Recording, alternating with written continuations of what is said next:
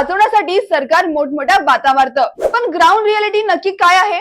ही कचऱ्याची कुंडीच बघा. ही पाहून तुमच्या तळपायाची आग मस्तकातच जाईल. या डम्पिंग यार्ड मध्ये तब्बल 300 ते 500 गायी आणि वासरांचे सडलेले मृतदेह उघड्यावर फेकून दिलेत.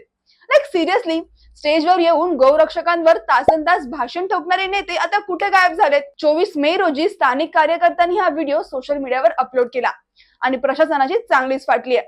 अनेक दिवसापासून हे शव तिथेच कुजत होते. गौ माता कचऱ्यात सडतीये आणि सिस्टीम एसी रूम मध्ये बसून फॅक्ट फाइंडिंगचे रिपोर्ट मागतायत. व्हॉट अ जोक ना. राजस्थान मधला हा व्हिडिओ आहे. या निष्पाप प्राण्यांच्या मृत्यूचं कारण काय? तर या भटकत्या गायी पोट भरण्यासाठी कचऱ्यातलं प्लास्टिक खातात, ज्यामुळे त्यांच्या आतड्या ब्लॉक होतात आणि त्या तडफडून मरून जातात. आणि त्यात भर म्हणजे आजार आणि राजस्थानची भयानक पाणी टंचाई.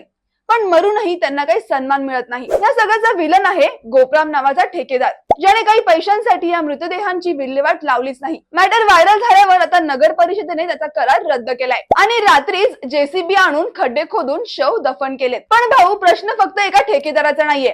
प्रश्न या सडलेल्या सिस्टीमचा आहे. बाता करणं बंद करा आणि आधी या मुख्य प्राण्यांना न्याय द्या. तुमचं काय मत आहे? कमेंट्स मध्ये नक्की सांगा आणि हा व्हिडिओ इतका शेअर करा की सरकारपर्यंत पोहोचलाच पाहिजे.